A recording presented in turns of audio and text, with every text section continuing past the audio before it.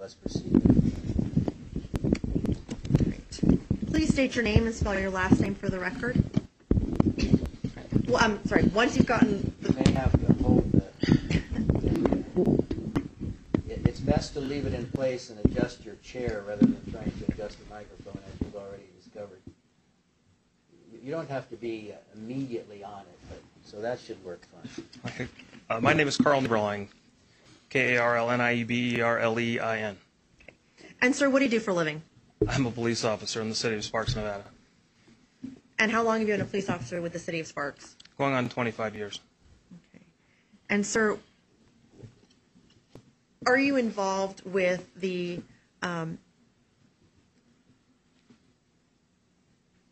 setup of the DUI checkpoints? Generally, yes. Okay. And generally, what is your involvement with the DUI checkpoints?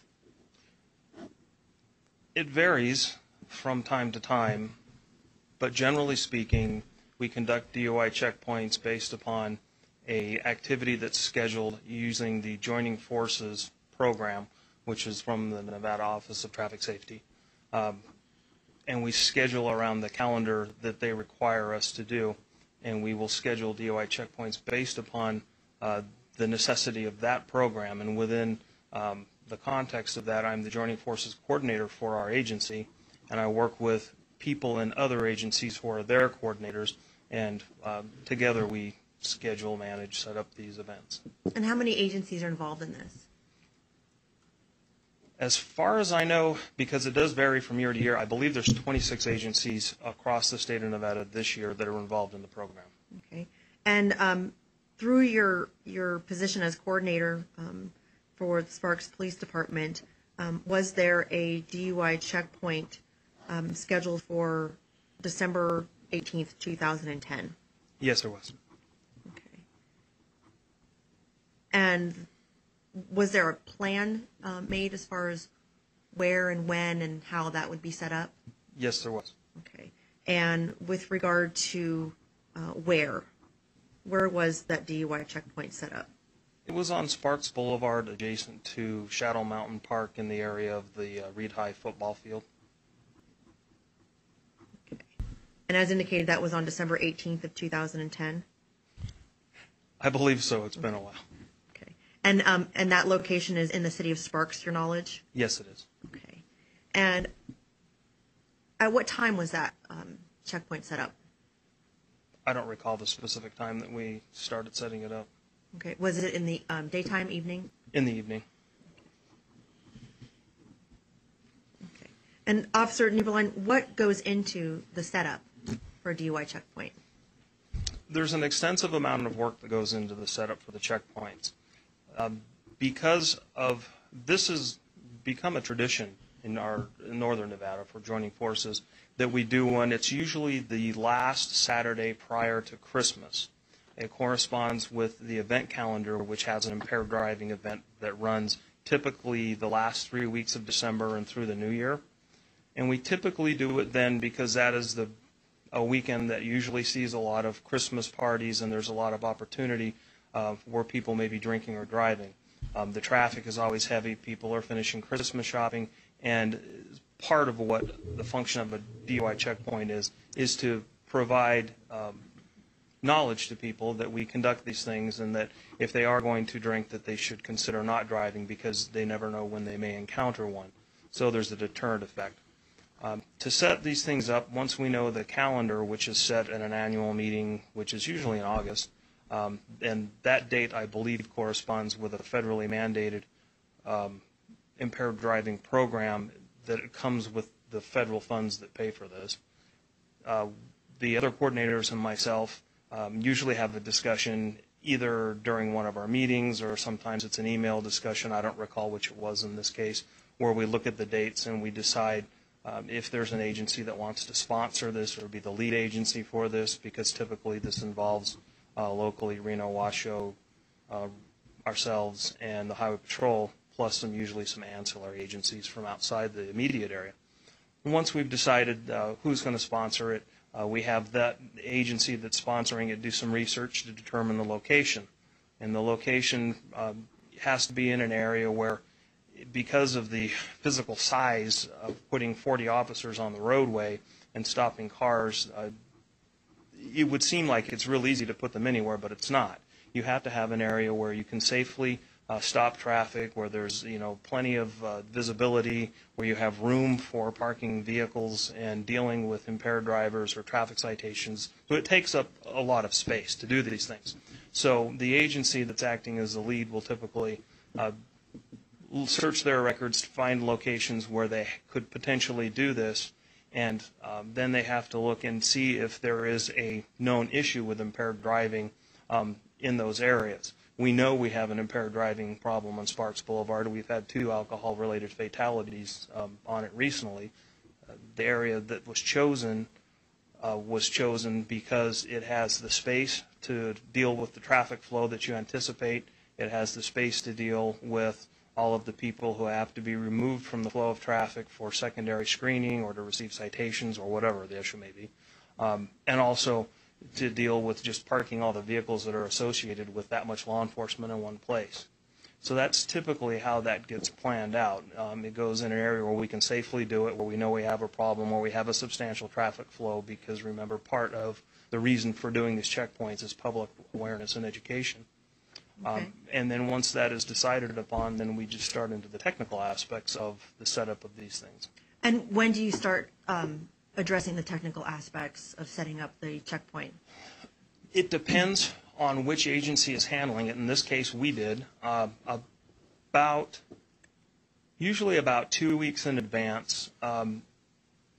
We go and do a site survey and just look to see if anything's changed, because you know an area because you drive past it all the time, but you never know when construction company has coned off something or they're digging us up water mains or something. So we make sure that things are still as we recall them to be. And then once that happens, we make a determination of where we're going to put lighting, if we're bringing temporary lighting, what kind of traffic flow problems that we might have, because we have to keep these things very brief for the motorists. And then once we've made sure that the area that we've decided on meets our needs, then we actually go and look into the technical setup of where the signs are going to go, how many signs do you need, where are you going to put vehicles that for people that are arrested while you're waiting for tow trucks and all that stuff. Let me stop you right there. Is that done 2 weeks ahead of time? It's done in that time period prior to the event and at about 2 weeks out. Okay. And then as far as actually placing signs, lighting, any kind of traffic cones that are appropriate, when is that done?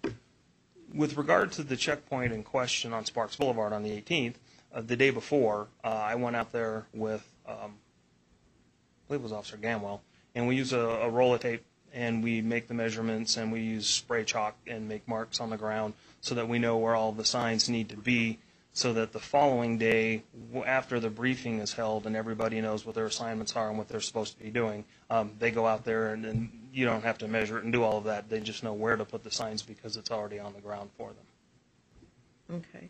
And is that what was done with regard to the December 18th, 2010 checkpoint? Yes. Okay.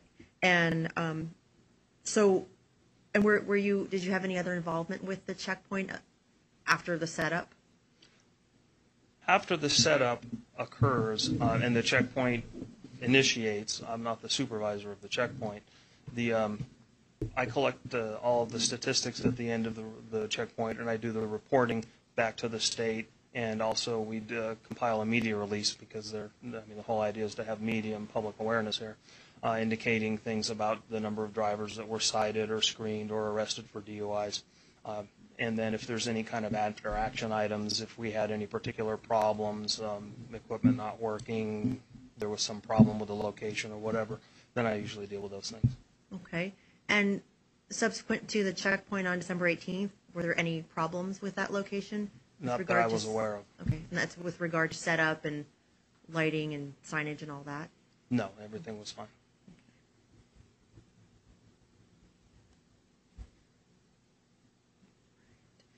And were you, so during the course of the checkpoint, not just at the end, were you in the position to see that the setup was done correctly and it was functioning correctly?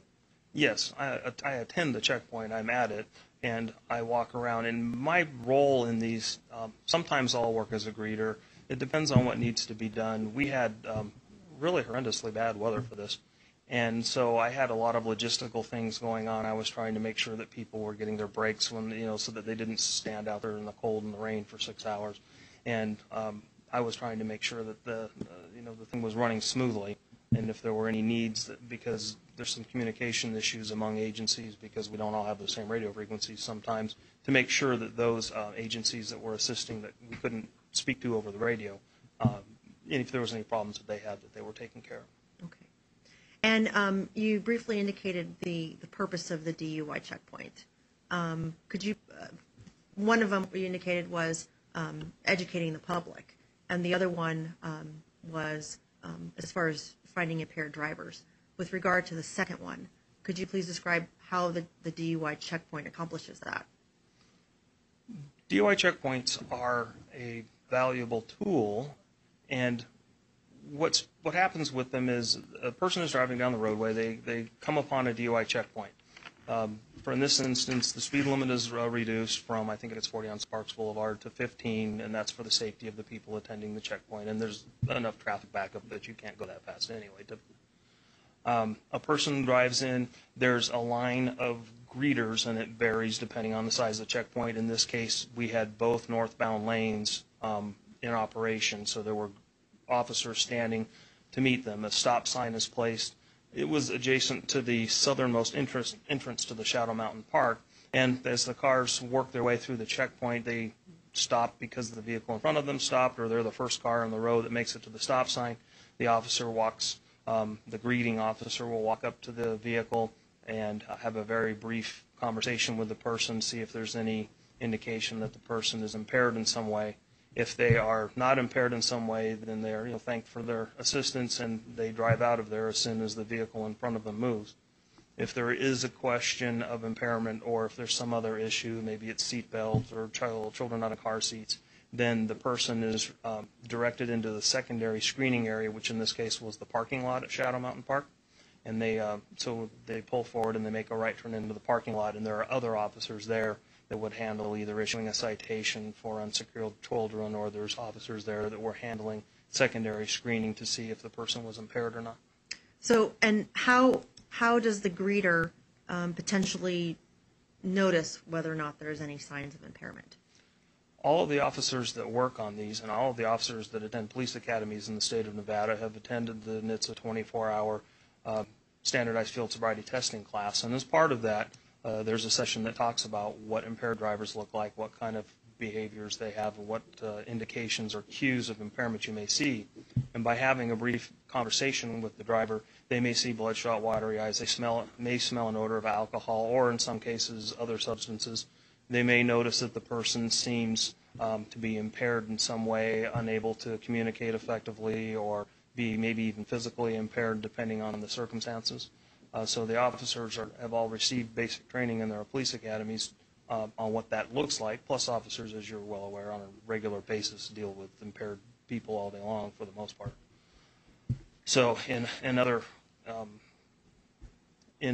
conducting their other duties. So the officers, when they have this encounter, it's very brief with them. They talk to them. They decide if there's any cues of impairment or not, and then they make that determination if the person's going to drive away or be requested to submit to secondary screening.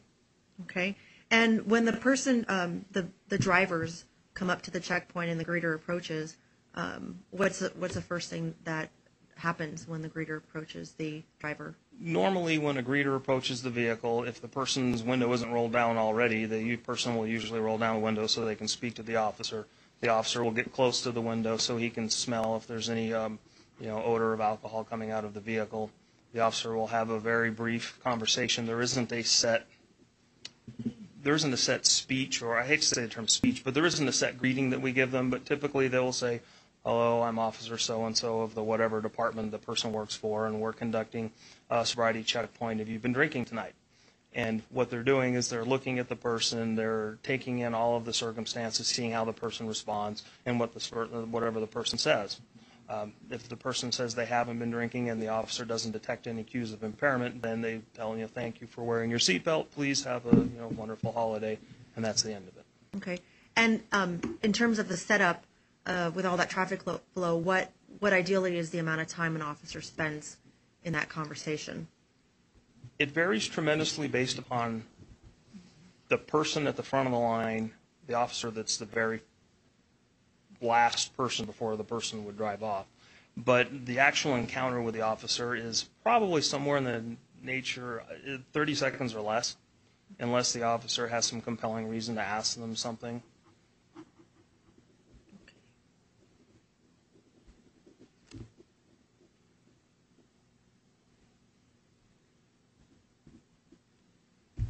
Thank you. I have no further questions.